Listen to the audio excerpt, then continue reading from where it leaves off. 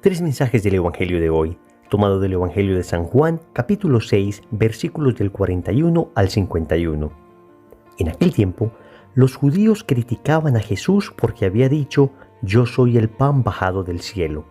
Y decían, ¿no es este Jesús el hijo de José? ¿No conocemos a su padre y a su madre? ¿Cómo dice ahora que ha bajado del cielo? Jesús tomó la palabra y les dijo, «No critiquéis. Nadie puede venir a mí si no lo atrae el Padre que me ha enviado, y yo lo resucitaré el último día».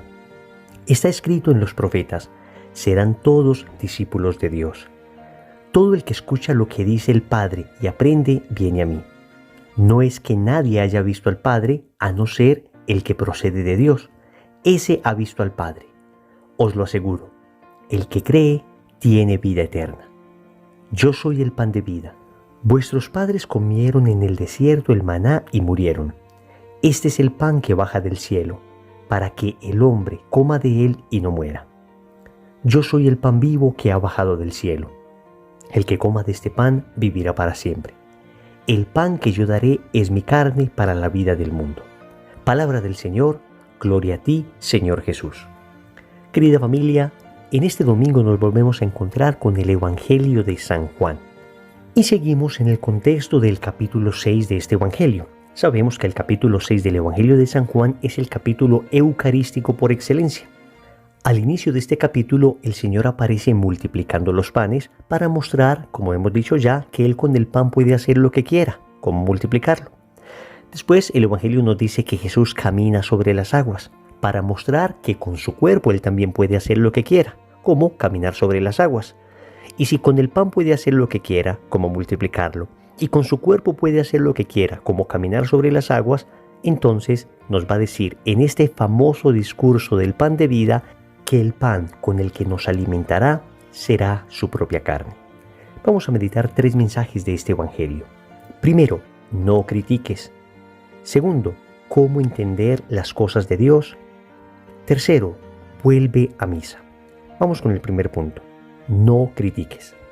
El Evangelio comienza diciendo que los judíos criticaban a Jesús.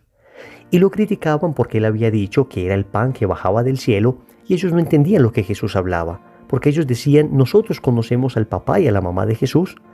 Les era escondido el misterio de la encarnación. Ellos creían que el papá biológico de Jesús era San José.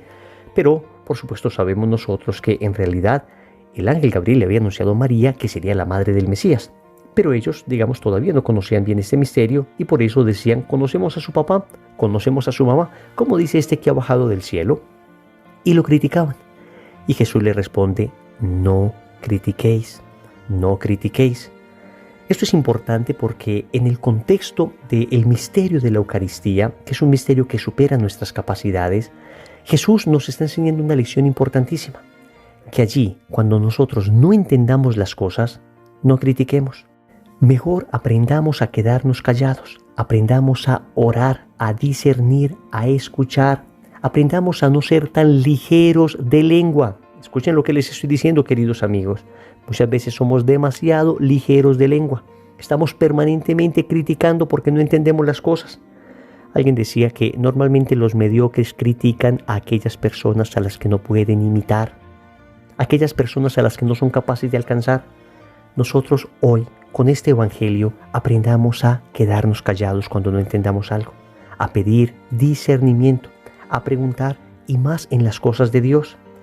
Amigos, la crítica es destructiva y yo no conozco un enemigo más mordaz para una comunidad que la crítica.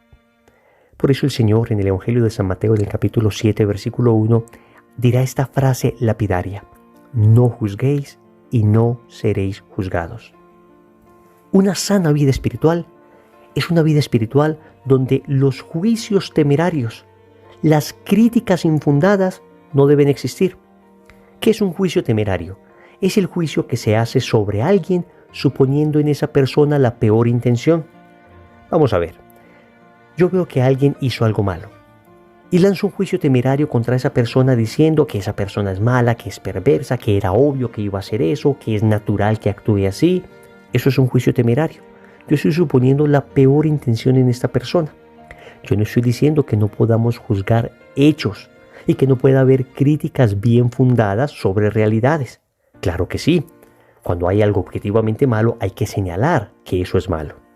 Pero lo que no se pueden criticar y juzgar son intenciones. La intención del corazón solo la conoce la persona y Dios. En ese orden de ideas nosotros debemos aprender a guardar silencio y a no ser tan ligeros para juzgar, a no ser tan ligeros para condenar a una persona en vida. Aún la persona que haya hecho las cosas más malas tiene derecho a redimirse. Repito, con esto no estoy diciendo que no podamos señalar lo que está mal, porque desafortunadamente hoy, cuando se denuncia el pecado, entonces se aprovechan las personas de esta frase manipulada y se ponen a decir, pero no puedes criticar, pero no puedes juzgar, no me critiques, no me juzgues. Hombre, estamos diciendo con claridad que los hechos se pueden juzgar objetivamente como buenos o malos. Si una persona asesina a otra, yo no puedo decir, me quedo callado, yo no sé si eso es bueno o eso es malo. Yo sé objetivamente que eso es malo. Pero lo que yo debo tratar es de evitar condenar a la persona en vida. Decir, es que este ya no tiene solución, con este no se puede hacer nada. No, esa no es la actitud. Siempre toda persona podrá ser redimida mientras viva. Estamos en el tiempo de la misericordia. Llegará el tiempo de la justicia cuando nos presentemos ante Dios y ahí sí, ya no hay tiempo para arrepentimientos, ya no hay tiempo para volver atrás, pero mientras estemos vivos, hay tiempo para convertirnos, hay tiempo para volver atrás. El Señor le enseña a estos judíos a no criticar y hoy nosotros deberíamos aprender de esta enseñanza. Porque cuando se tiene una espiritualidad sana, entonces uno no es tan ligero para juzgar. Al contrario, uno espera para tratar de entender todas las circunstancias. Y cuando hay que condenar el mal, se le condena con fuerza, con radicalidad, pero siempre se deja un espacio para la misericordia. Segundo, ¿cómo entender las cosas de Dios? El Señor nos da otra enseñanza tremenda en este discurso. Dice a los judíos, nadie puede venir a mí si no lo atrae el Padre que me ha enviado. Oigan esto tan importante. Muchas veces nosotros nos aproximamos a las cosas de Dios y hay cosas que no entendemos. Leemos la palabra y muchas veces no la comprendemos bien. Hay misterios en la fe que nos son ocultos, nos son como oscuros, entonces entramos a veces en angustias.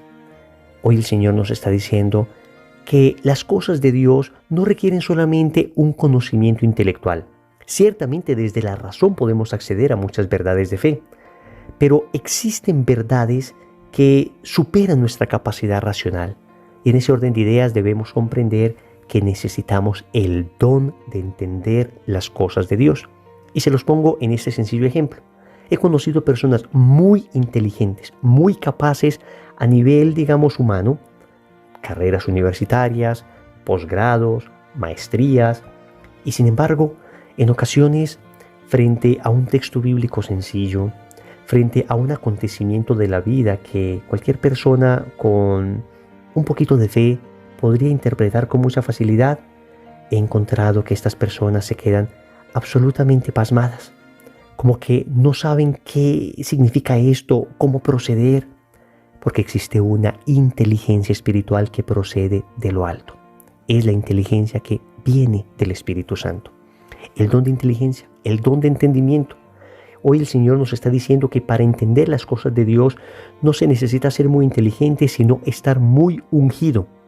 Tener dentro de nosotros la fuerza del Espíritu Santo para poder comprender realidades que con la sola razón nos serían difíciles de acceder. Es como lo que sucedió allá en Cesarea de Filipo cuando Jesús le preguntó a los apóstoles, ¿quién dice la gente que soy yo?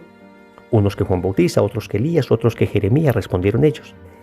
Y Jesús les volvió a preguntar, ¿y ustedes quién dicen que soy yo? Y Pedro respondió, tú eres el Mesías, el Hijo del Dios vivo. Y Jesús le dice, bienaventurado eres Simón, hijo de Jonás, porque esto no te lo ha revelado ni la carne ni la sangre, sino mi Padre que está en los cielos. Esto está en Mateo capítulo 16, versículo 17. Necesitamos que el Padre nos revele las cosas de Dios. Pero para ello tenemos que acercarnos también a la palabra. Este tipo de meditaciones, la lección divina todos los días, el contacto constante con la palabra de Dios nos es necesario para comprender lo que Dios quiere de nosotros. Por eso el Señor dice hoy en el Evangelio, está escrito en los profetas, serán todos discípulos de Dios.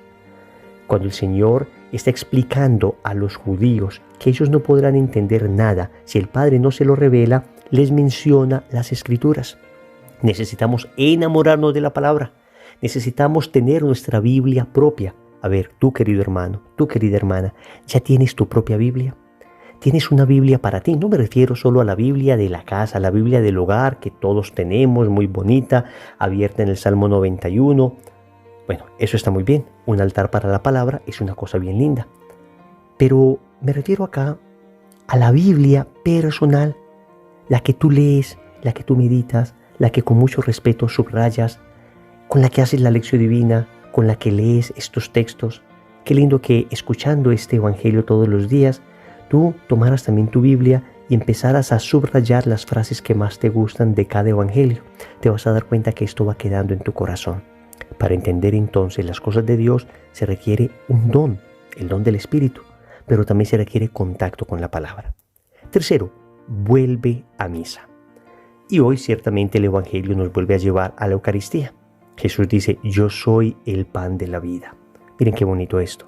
Hoy, cuando hay tanta muerte, Jesús nos dice, yo soy el pan de la vida.